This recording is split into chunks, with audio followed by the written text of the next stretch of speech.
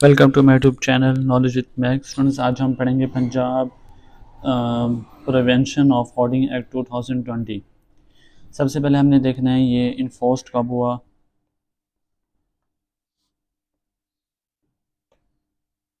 तो ये इन्फोर्स्ड हुआ था 11 अगस्त 2020 और इसमें टोटल सेक्शंस कितने हैं?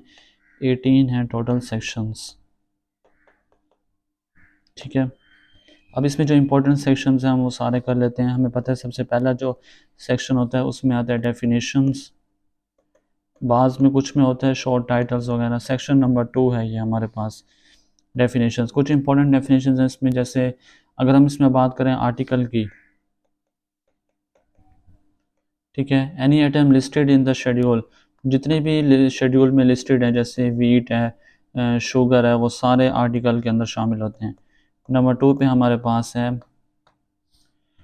डीलर। डीलर मीन्स कि एनी पर्सन, कंपनी, एजेंट जो engaged in buying, selling, production, importing, इस सारे में उसको हम कहते हैं डीलर। उसके बाद नेक्स्ट हमारे पास है होर्डिंग, ये इंपॉर्टेंट है, ये एक्ट भी इसी होर्डिंग पे है। होर्डिंग वो पर्सन होता है stocking more than maximum limit, मतलब एक गवर्नमेंट ने लिमिट दी है कि आप फ़र्ज़ करें आपने वीट जो है इतनी स्टॉक करनी है, उससे ज़्यादा स्टॉक करने वाले को क्या कहते हैं? होर्डर। ठीक है, not selling when there is consumer demand, और जब कंज्यूमर की डिमांड हो तब ये स्टॉक कर दे और इसको निकाले ना, स्टॉक को अपने या यूज़ ना करे, उसे हम क्या कहते हैं? होर्डर। ठीक है, उसके बाद नंबर 4 में हमारे पास आता है ऑफेंडर। ऑफिसर, ऑफिसर में आ जाता है हमारे पास डिप्टी कमिश्नर और डीसी और एनी अथोराइज्ड ऑफिसर। ठीक है, ये था हमारे पास डेफिनेशन सेक्शन नंबर 2। अब हम सेक्शन नंबर 3 की बात करते हैं, तो उसमें हमारे पास आता है सर्च एंड सीजर। ठीक है,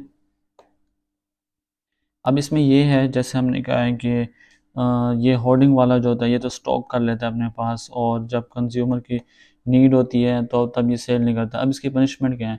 ये अप्लाइज करता है ऑल डीलर्स पे, अप्लाइज ऑल डीलर्स वो हुड, वो हॉड, ये तमाम डीलर्स पे अप्लाई होता है जो होर्ड करते हैं, जो स्टॉक करते हैं मैक्सिमम लिमिट से ज़्यादा।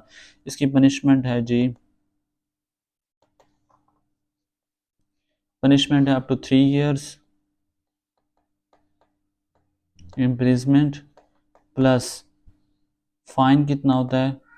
50% of value of hoarded articles.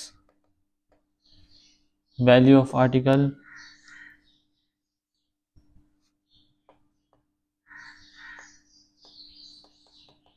जो है वो पहले ही डिस्क्राइब की गई है। इसकी एग्जांपल इस तरह से है कि एक पर्सन है वो होल्ड करता है वीट, जिसकी जो अमाउंट जो है वो है 10 लाख।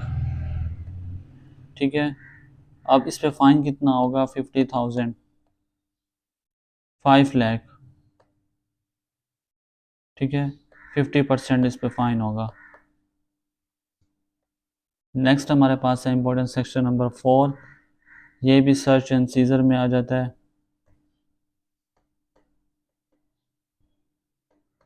इसमें वो कहता है कि जो अथॉरिटी है वो कौन है? Deputy commissioner. और इसमें स्टेप्स क्या होते हैं? सबसे पहले सस्पेंशन होती है, सस्पिशन। उसके बाद ग्राउंड्स रिकॉर्डेड, जो ग्राउंड होते हैं उन्हें रिकॉर्ड किया जाता है राइटिंग में, रिकॉर्डेड इन राइटिंग। उसके बाद सर्च वारंट, और फिर उसके बाद जो है हॉर्डेड,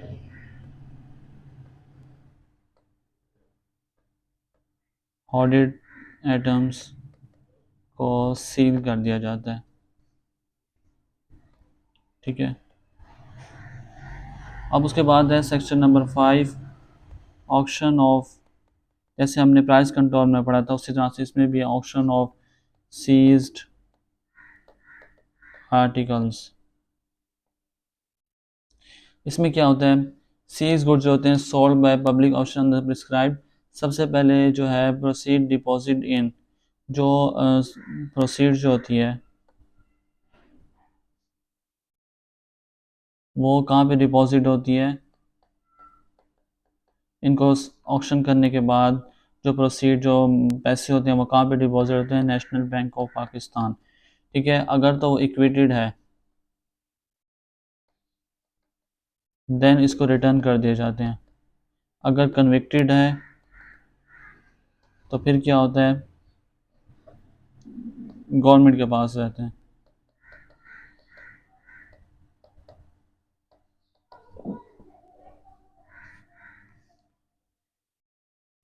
नेक्स्ट हमारे पास है स्टेप नंबर 6, जो कॉग्निजेंस एंड अरेस्ट है।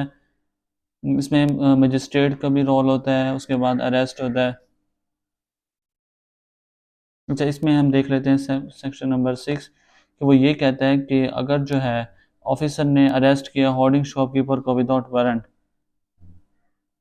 Officer arrest hoarding shopkeeper without arrest without warrant, तो किसको रिपोर्ट करता है, रिपोर्ट टू स्पेशल मजिस्ट्रेट।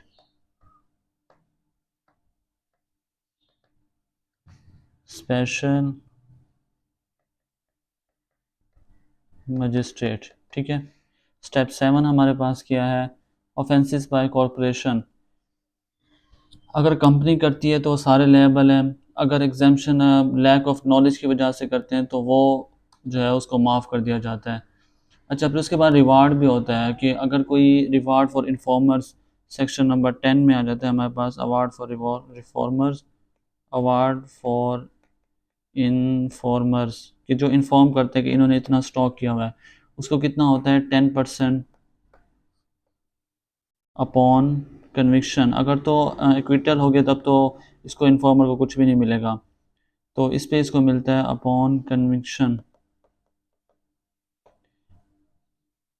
अच्छा, फिर उसके बाद इंपॉर्टेंट हमारे पास है सेक्शन नंबर 11। इसमें आता है कि supply of information and declaration.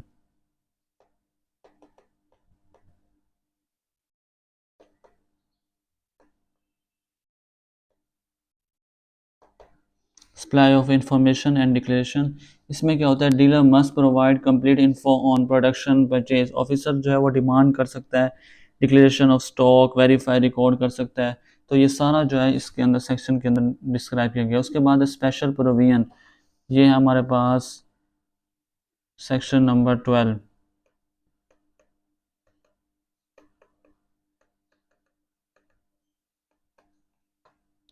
ठीक है, इसमें है कि सबसे पहले फॉल्स रिपोर्टिंग। इस पे तो वो कह रहा था ना कि 10% है उसको रिवार्ड मिलता है अगर वो बताता है।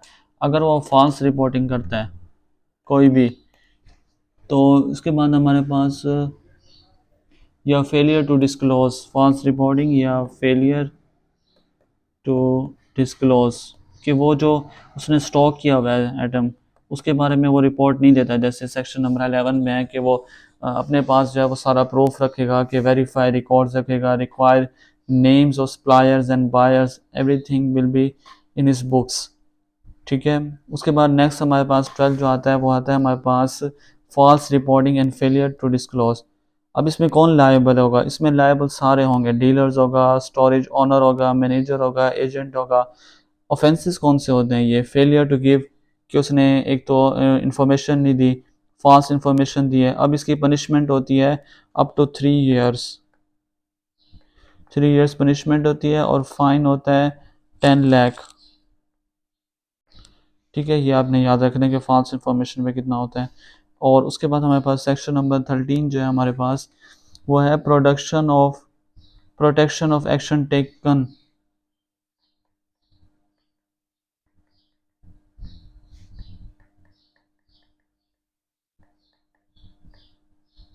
प्रोटेक्शन ऑफ एक्शन टेकन, वो क्या कहते हैं, ऑफिसर में seek help from the law enforcement. जो ऑफिसर होता है वो लॉ इन्फोर्समेंट से हेल्प ले सकता है, जिसमें रहते हैं पुलिस रहती है, रेगुलर एजेंसीज आ जाती हैं, purpose to conduct search, seize या इन्फोर्समेंट स्मूथली। तो इस सारे काम के लिए प्रोटेक्शन उसको ज़रूरत होती है, जो सेक्शन नंबर 14। सेक्शन नंबर 15 हमारे पास पावर टू मेक रूल्स।